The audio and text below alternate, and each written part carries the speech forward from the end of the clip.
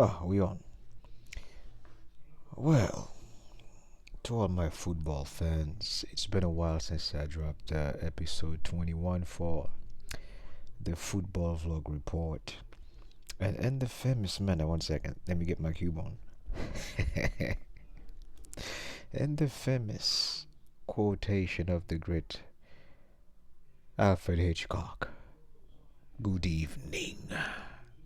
Well, as we are back for another report for episode vlog number 21, we are going to revise the status of both Premier League's team and battle right now. That would be Arsenal FC versus Manchester City, as well as status on La Liga and the events going on across the top 5 leagues, or should I say the top 6 in Europe. And to begin, I wanted to address this to all my Arsenal fans. Los fanáticos de Barcelona y Colecitas. I'll get to the Liga part after. Buenos dias, buenas tardes, buenas noches. It depends on where you are all over the globe. And hi to all. Bonsoir, bonjour à tout le monde if you are doing it in French as well. I wanted to review the Premier League for this past week and all the way to the FA Cup review yesterday that we had. And one thing I noticed is that a lot of Manchester City fans were talking smack last week. And it's okay for you to talk smack because we are in a fight for Premier League supremacy. So I expect jabs between Manchester City fans, immature Arsenal fans. Believe me, we had a lot of those. I expect a whole lot of criticism from Liverpool fans, which is weird. That one actually threw me completely off because you're not in a title contention with us. Technically speaking, Liverpool is just try to stay above water so they could just qualify for the Champions League. The reason I say this is that one of the most improved team in English football this year to me, and big respect to Michael Carrick, has been Manchester United. The way United has bounced back is magnificent because nobody saw United. Some people, punditries, were expecting Manchester United to be in the position where Tottenham Hotspur is right now, facing relegation. And that was like way back in October and November. I would say these 2 months under Ruben Amorim were so disgusting that people were expecting United to be in the bottom 10 fight for survival. And coincidentally for them, they have recovered nicely under Michael Carrick. And now I would say that Manchester United is the third best team in the country, above the reigning defending champion Liverpool FC. So Liverpool fans, think about that before you talk smack about Arsenal FC. I'm just saying, just be wise. And as for Arsenal, where was it, on Wednesday or Tuesday? I was having a talk with one of my buddies, a professional guy I work with, brilliant engineer dude, and he's a big Manchester City fan. And then, respect to your country, by the way, Maji. Respect to the Cameroonians. Big guy from Cameroon. He's City through and through, blue. You can't. He's a Manchester City fan, so a proper citizen. We had a grown man discussion. Well, respected the conversation that we had because I respect the guy. We don't use profanity. We just talk about football through and through, stats and everything. And he was praying for Arsenal to choke at Brighton Albion. And when he told me that on Tuesday, I was kind of scared. I was like, man, we're going to go to Brighton Albion at the Amex, where the game is like 60-40, 55-45, because we never had a good time there at that stadium. Funny, Arsenal went to Brighton and won the game 1-0. Boring, boring, boring Arsenal. It was a throwback football. A big respect to my boy Julian Timber. And respect to our captain Bukayo Saka. Salute for delivering on that match. I've been calling for you to perform, even though there was a slight deflection, but I'll take the goal. A goal is a goal, and the effort. Without the effort, there would not be a deflection, and without the effort, there would not be a goal. So thank you, Bukayo Saka, for captaining us to that game against Brighton. But the player that stood out to me in that game was Gabriel Magalhaes with a wonderful save with his head when they try to chip David Raya. But Julian Timber, let's talk about this guy. Uh, when he first came to Arsenal, his first season, he was injured. He was injured for like was it 6 months. And Mikel Arteta, big respect to the manager, the gaffer.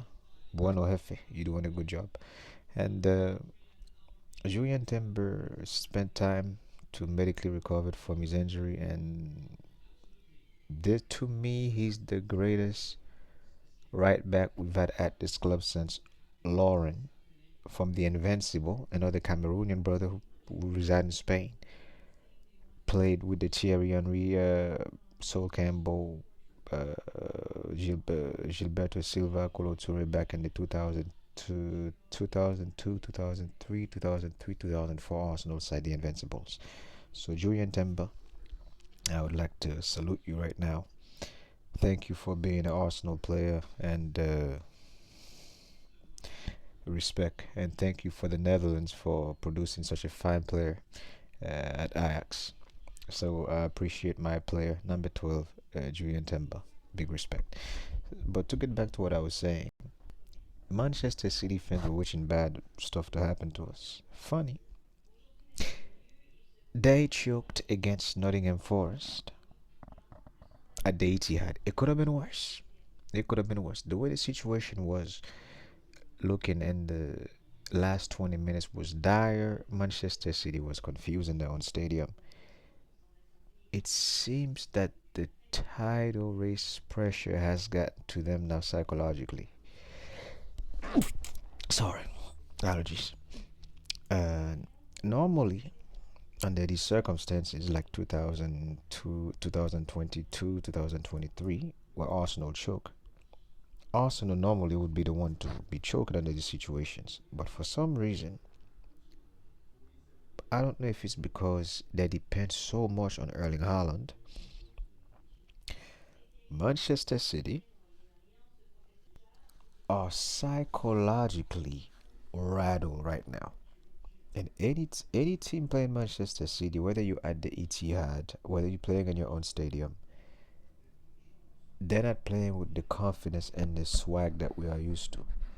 So with that being said, Erling Haaland, who's already signed a pre-contract to go to Real Madrid next summer, nobody's talking about that, of course. Manchester City is up for the taking. I'm just saying, that's all. So,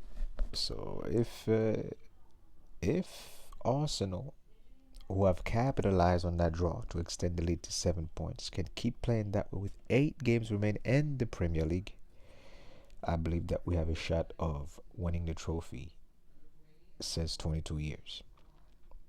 Because why? Normally Manchester City is on their game when they are putting pressure on teams. I've seen it. I've seen them done it against Liverpool. I've seen them done it against Arsenal. I've seen them done it in the Champions League. This new City side cannot cope with pressure. I'm just saying. Now, buenos dias to all my La Liga fans, especially my Barcelona fans, los cules and culecitas. We are having a magnificent La Liga title race, one of the best I've seen in years since the Ronaldo and the Messi eras. And I would say that Real Madrid has been exposed with the injury of Kylian Mbappe, because once you remove Kylian Mbappe out the equation, Vinicius cannot do it by himself. They're lost out there. They have no defense. Plus, they're having a new coach who's trying to get things together. I believe that Barcelona will win the league. Why do I say this with such confidence? We drop points to bring the gap down to -2. Was it Madrid was even on top by 4 points, right? Was it like 3 weeks ago? With 3 games, we are back on top by 4 points. And watching Lamine Yamal over the last 3 games has been a blessing. Lamine Yamal to me right now is the best player on the planet, the best right winger on the planet, and he will get that Ballon d'Or. I think next season if we win La Liga. For the Champions League, I don't know. But as for La Liga, I believe that Barcelona will complete that. We have been eliminated from the Copa del Rey. Less distraction. We've already won the Carabao, which is the Copa España in Dubai. So now let's focus on La Liga. As for the Champions League, if Barcelona wins it, it'll be a bonus. And this goes also to my other team, Arsenal. I don't put my hope on winning the Champions League this season with neither Barcelona or Arsenal FC. It's not gonna happen. It's impossible. The reason for Arsenal is that we need to focus on the Premier League and get that hoodoo off my off our mind. As for Barcelona, I'm not gonna sit here and lie to my coolers and coolecitas. Mi equipo tiene no defense. The team have no defense. Hansi Flick, you're a brilliant manager, but we made the mistake over the winter to get a center back. And over, I'm watching Paul Kubasi make mistakes that he's not supposed to be making, but he's a young man learning the job. Gerard Martin, playing next to him at the age of 23, 20, 22 years old. They're both young. Kubasi is 19, Martin is 22. We don't have a leader at the back. Arroyo on the bench, getting ready to be sold in the summer. Jacques Cancelo's not a center back, he play on the wing. The Dane Christensen is injured. And it's a mess. But thank God we have a good goalkeeper in John Garcia to keep us safe. Mi portero, yo te quiero mucho, John Garcia. Bueno compadre. So we are in a good position in La Liga to win it. But again, the Champions League, we're going to give that to the teams like Bayern Munich or PSGs and stuff like that. But as for Lamine Yamal, the Ballon d'Or this year, this might be it. And Italy, congratulations to La Squadra. I capi di tu capi Inter Milan for being on top of the league. And once again, it looked like Internazionale is going to be the champion of the Il Calcio, because they are 10 points above teams like Milan, who they play today in a rival game. If you want to put a little money, I would say put it on Inter Milan as the underdog at +1. And Napoli dropped off pace, and also Roma dropped off pace, which means Inter Milan is guaranteed to win Il Calcio, Il Serie A.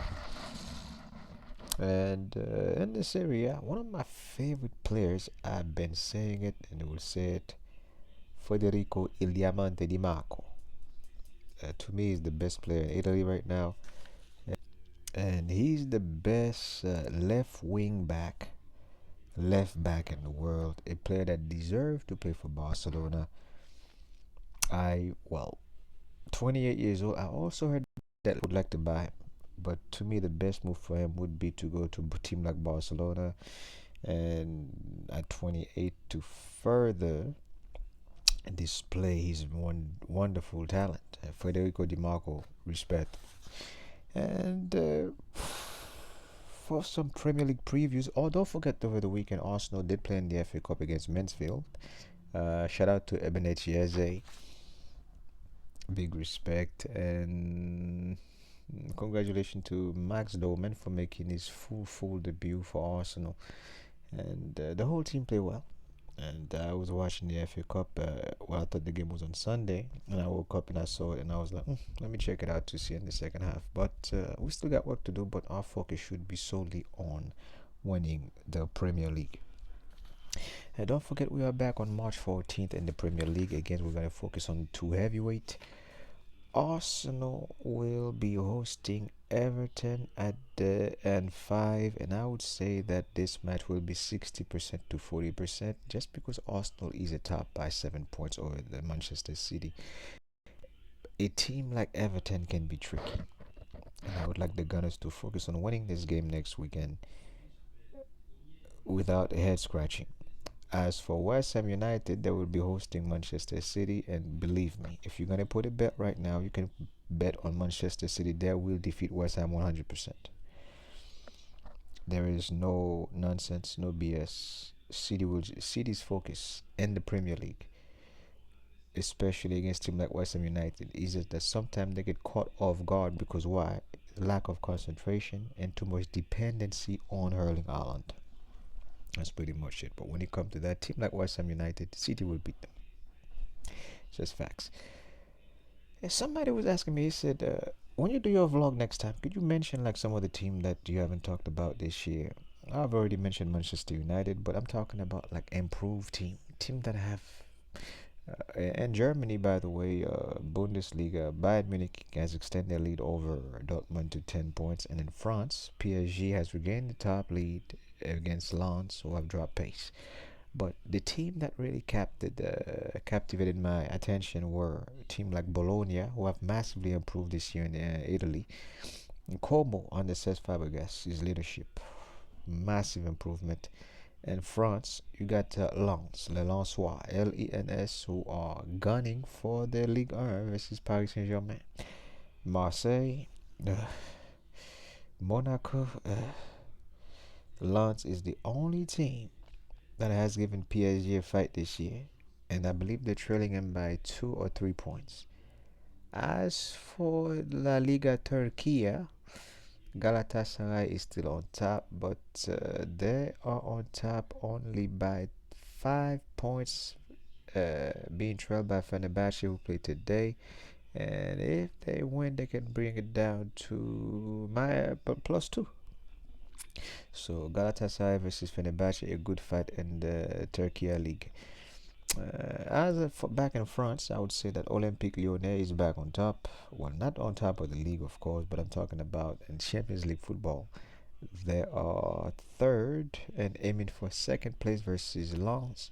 So congratulations. Actually, when I was young, way back in the invincible Arsenal days, there was when Lyon was being led by guys like Malouda, Juninho, Pamambucanio, guys like Eric Abidal. This team was really a team to watch. The most dominant team in French football at that time. PSG was struggling, and right now with this new Lyon team being led by Hendrick from Real Madrid on loan, if they could find a way to make his signing permanent, and you add a couple of defenders, one good solid veteran midfielders, I believe that Lyon can get back to his former self in about 2 years. But the Hendrick deal will not happen. It was a loan. But if I was them, I would steady somebody to that level, a striker who can deliver on consistency. So congratulations to this team I just mentioned on the major improvement. But the team that struck my eyes in England is, I will give you the opposites before I close the vlog because I've reached my 20 minutes. Manchester United is going up in a positive position. You're my old rival, and I will always have respect for you because I always have respect for Sir Alex Ferguson. Even though I grew up under the Arsene Wenger's system, respect a worthy opponent. And Sir Alex Ferguson is one of the greatest managers of all time in English football and British football because he's from Scotland. And British football, period. Put some respect on that man's name. And Michael Carrick is one of his students and one of his former captains who have used that same philosophy to bring Manchester United back on top where it is right now. So big up to Michael Carrick. So you and Roy Keane used to say this. He said back in the old days at Old Trafford, you had players who were in the locker room to just collect money off Manchester United, but you had players there who were just disciples of the philosophy of Alex Ferguson. Like that meant that one day they would become managers and his lesson would flow through them. And I can see that right now at Manchester United. Even though they took that loss the other day, you can still see them going in an upward position to get back to their former self. But as for Tottenham, before I close the show, you thought I was gonna miss you on this episode, huh? Tottenham fans, look here. My old self would have done a whole video of mockery. My new and improved selves just like to grab a cigar and a nice glass of cognac and sip it slowly as I watch you guys sink like the Titanic, Jack. Tottenham is done. I'm gonna give you guys a prediction on this episode before I close the show. As I look at this relegation table with Wolverhampton leading the way, dear Tottenham Hotspurs fans, if your team loses, or should I say draw two more games and loses two or three straight losses, I will see you guys in the second division next season, okay? The only time you will get to see the greatest team in England play football next season is when I meet you in the FA Cup or the Carabao. Oops. Oh, when the Spurs go. They used to make this silly joke back in 2016, 17, 18. You know what they say about jokes? Keep repeating them. They might come true. Tottenham fans used to say, before I see Arsenal Football Club win the Premier League, I'd rather have my team relegated. Bah!